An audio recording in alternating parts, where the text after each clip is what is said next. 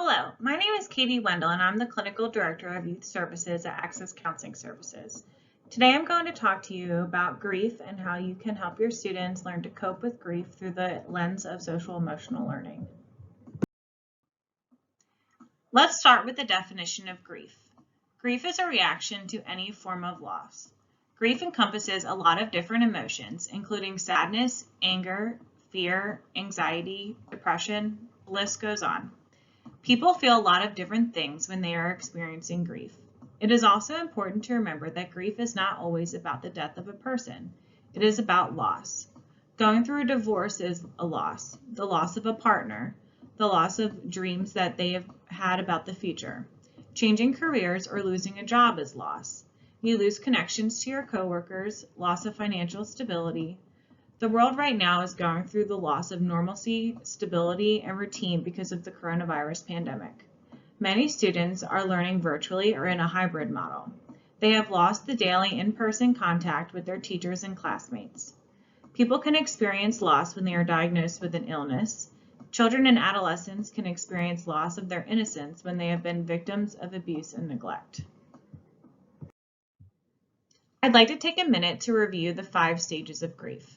This theory was developed by Elisabeth Kübler-Ross. It is important to remember that these stages are not always linear. People may experience them out of order and even fluctuate between many of them several times. First is denial. Denial is an attempt to pretend that the loss does not exist. When people experience loss, they experience an immense amount of pain and suffering. It can be hard to adjust to the change of loss. People reflect on how their lives will change because of the loss. This is a lot to process. In this stage, people slow down the processing and take it on one step at a time. This can be helpful because it allows us to work through the difficult emotions one step at a time instead of feeling overwhelmed by the immense pain. Next is anger. Anger is a very common feeling when someone experiences a loss. Anger is often a socially acceptable emotion. Everyone gets angry. Anger allows us to begin diving deep into our emotions and processing. Anger is a secondary emotion, or a reaction to an emotion. Someone may react in anger because they are feeling scared, depressed, or overwhelmed. It's important to remember that anger can lead to pushing people away, and connection and support is what they need the most. Bargaining is when someone feels so desperate to alleviate or minimize their suffering and pain that they will do anything. It can look like praying to a higher power or making promises to ourselves and others. We direct our requests to something bigger to influence a different outcome. Unfortunately, this does not always work and is often not logical.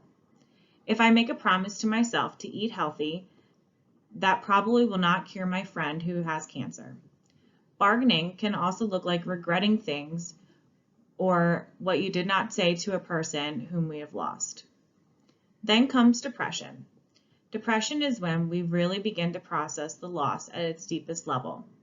We may feel sad and isolate. It's important to remember that we need to encourage connection and support when we see someone grieving. In children, depression can present itself in different ways. I will go into more detail about this later. Finally, we have acceptance. Acceptance is when we no longer feel the pain, have processed our emotions, and are no longer avoiding dealing with the emotional struggles. You can still be sad or have regrets, but when you have worked through the loss and adjusted to your new life, that is when you've reached acceptance. There is another theory about grief that I would like to share with you. This was developed by John Bowlby and Colin Murray Parks. They formed the theory that there are 4 stages of grief: shock, protest, disorganization, and reorganization. When someone experiences a loss, they often first feel shock. They feel numb to all of the painful emotions they are experiencing. A self-defense mechanism is a term used to describe ways that people defend themselves from difficult emotions that can be overwhelming. Feeling numb is a self-defense mechanism that allows people to survive emotionally in the aftermath of a loss. Next, there is protest. This stage is often called yearning as well. In this stage, people long and yearn for the loss to be reversed in order to fill the void created by the loss. This can look like anger, more numbness, and preoccupation with thoughts about the loss. In this stage, many people can deteriorate. This means that they are experiencing emotional and physical symptoms that get in the way of their functioning, like crying often, sleeping too much or too little, being irritable, and feeling guilty. They could also have changes in their appetite, affecting weight gain or weight loss. Disorganization refers to when people desire to withdraw and disengage from others, often leading to isolation and depression. Feelings of confusion, apathy, and loneliness are common during this stage. Finally, we have reorganization, which means we have returned to a new normal. We are able to find meaning in the loss. Finding meaning in loss is very important. For example, perhaps your grandparent passed away, and upon reflection, you realize that after their passing, you have created or recreated bonds with your cousins. That is a good thing. Perhaps you are experiencing the loss of normalcy due to COVID, and you do not get to see all of your coworkers and students on a regular basis because of remote learning or hybrid learning. Upon reflection, you realize that you are able to utilize technology to help students learn and realize that you are helping them prepare for the digital age. Recovery is an offshoot of reorganization. This is when your feelings of sadness and despair diminish, although they may not go away completely, and positive memories and outlooks take over. I hope that going over the theories of grief was helpful and educational for you. I now would like to discuss how grief may look different in children and adolescents. Children and adolescents are not too young to grieve. Let's take a look at some considerations when dealing with grief with children and adolescents. Some kids, depending on their age, may not understand the idea of permanence. They may not be able to understand that someone has died and they are not coming back. They may not understand that a big life event has changed their lives forever. Kids may become more clingy or needy. They may want more attention from the adults in their lives that provide them with support. A lot of times, you, as the educator, will be who the kids look to for this. Kids may experience developmental regression. They may start wetting the bed or using baby talk. They may be wanting to recreate experiences when things were normal and safe. Then there's academic issues. This could be a lot of things. They could have difficulty concentrating on assignments and fall behind. Or perhaps they may hyper-focus on schoolwork to avoid thinking about the loss and the negative emotions that come with it. Children and adolescents may start having trouble with their sleep, maybe sleeping too much or too little. They may have nightmares about the loss. They may feel abandonment or feel alone, like no one understands what they are going through. This is very common in teenagers. This next one is a big one, undesirable behaviors. Kids may act out, whether that's talking back, yelling, hitting siblings, or using drugs or drinking. Guilt is very common among kids. They may feel like it is their fault that the loss happened. If only I got good grades, then my parents wouldn't fight and they wouldn't have gotten a divorce. Or, I was mad at my grandpa and then he died. Lastly, kids often feel fear when they experience a loss. When someone passes away, they may think, what happens if I die? What happens if my mom died? Or my dad lost his job, how are we going to pay for things?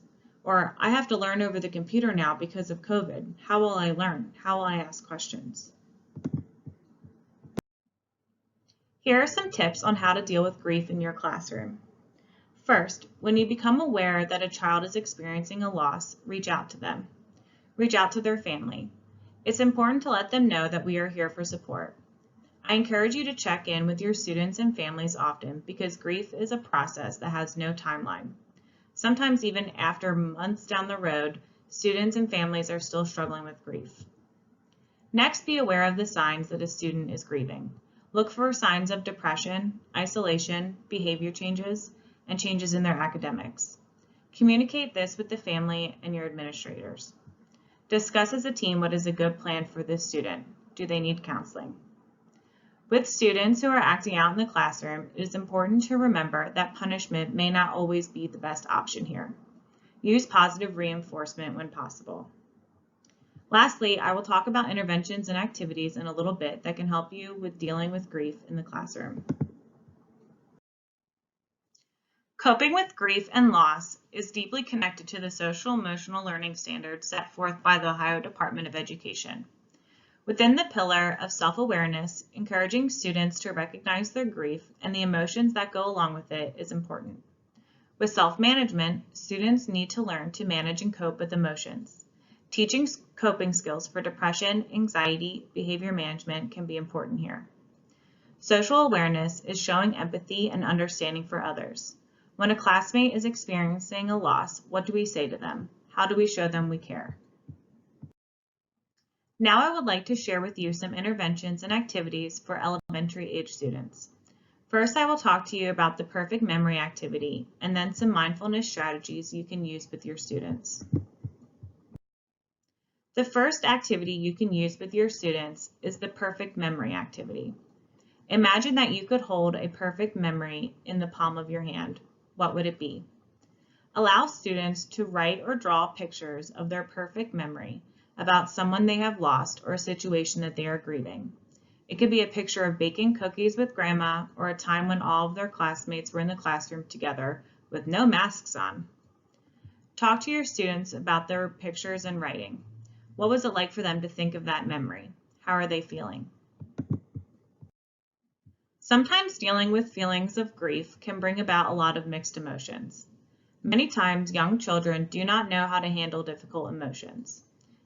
These activities can help you teach your students to be more mindful of what they are feeling and to ultimately cope with the negative emotions of grief. It is always important to breathe. When we get upset or angry, sometimes our breathing can be altered, and that sends the fight, flight, or freeze messages to our brain. When we breathe nice, long, deep breaths, it allows our brain to think rationally and work through difficult emotions. Have your students imagine they are smelling a flower. Nice, long, deep inhalations. Then have students imagine they are blowing a leaf. Nice, long exhalations. You can repeat this several times and you will notice your students are calmer and more relaxed. Another way to practice mindfulness is the raisin activity. In this activity, the teacher will provide the students with a few raisins and ask them to pretend that they have never seen a raisin before. Ask your students to pay careful attention to the way the raisin looks, how it feels, how its skin responds to manipulation, what's it smell like, what's it taste like. Focusing on the single object of the raisin is meant to bring the student's mind to the present, to what is right in front of them. We may be used to raisins and not used to taking time to actually notice them. By focusing on the raisin in their hand and making a point to notice everything about it, they are unlikely to be expending energy, time, and attention on worrying or ruminating about other parts of their life. Next, I will talk about some interventions and activities that are appropriate for the middle school age student. First is the Shield of Strength, and then the 5 Senses activity. This worksheet activity can be used with remote or virtual learning. It also can be used in the classroom. The Shield of Strength activity is a great way of encouraging students to identify who in their life can help them through difficult times. Who is their support system? Have students draw a shield, or you can provide them with a worksheet like the one shown. Label the quadrants with family, friends, skills, and others. Have students write or draw the people, skills, or abilities that can help protect them or help them feel better when they are feeling down. This next activity is the 5 Senses activity. Teaching students how to ground themselves with their senses is a great coping skill that can be used when feeling overwhelmed with negative emotions. It can be especially helpful when coping with grief because grief can encompass many emotions all at the same time. Have your students notice 5 things that they can see. Look around and bring your attention to 5 things that you can see. Pick something that you normally don't notice, like a shadow or a small crack in the concrete. Then notice 4 things that you can feel. Bring awareness to the 4 things you are currently feeling, like the texture of your pants, the feeling of the breeze on your skin, or the smooth surface of a table that you are resting your hands on. Then notice 3 things you can hear. Take a moment to listen and note 3 things that you hear in the background.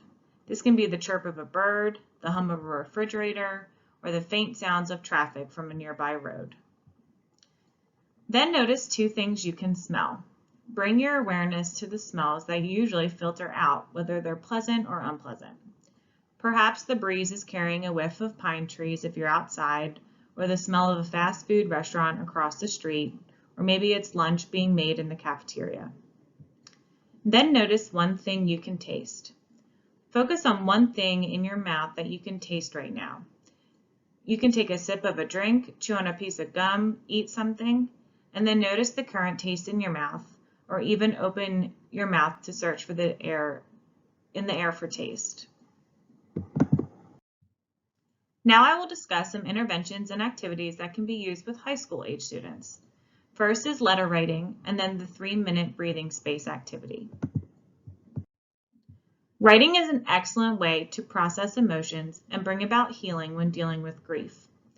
It allows thoughts to leave our head and be put on paper. It can also allow insight to be created into problems and feelings. Letter writing can be used in a few different ways in terms of coping and managing grief. Perhaps they write a letter to someone they lost. It can be a chance for them to say goodbye or say things they didn't get to tell them in person. They could write a letter to themselves, a teacher, a family member, a friend, about how they are feeling or adjusting to a situation that is causing grief. It is important that they do not need to share the letter with anyone unless they want to, as it can be deeply personal. Finally, this is the 3-minute breathing space. This activity is broken into 3 sections, 1 per minute. The first minute is spent on answering the question, how am I doing right now? While focusing on the feelings, thoughts, and sensations that arise, and trying to give these words and phrases. The second minute is spent on keeping awareness of the breath, breathing in through your nose and out through your mouth slowly and deeply. Diaphragmatic breathing, as opposed to taking shallow breaths, is important as it allows more oxygen to get to your brain and in turn be able to think more rationally. I recommend putting your hand on your stomach and making sure with each breath your belly fills up with air. If you notice your shoulders moving up and down as you breathe, try to keep them still and bring in air from your belly. The last minute is used for expansion of attention outward from the breath, feeling the ways in which your breathing affects the rest of your body. Do you feel calm? Are there areas in your body in which you feel tense? Keeping a quiet mind can be rather challenging and thoughts will pop up. The idea is not to block them, but to rather to let them come into your mind and then disappear again. Just try to observe them. Here are some resources about grief in children and the stages of grief. Thank you so much for spending the time to watch this video about grief and how you can help your students. If you have any questions, please feel free to email me with my contact information here. Thank you.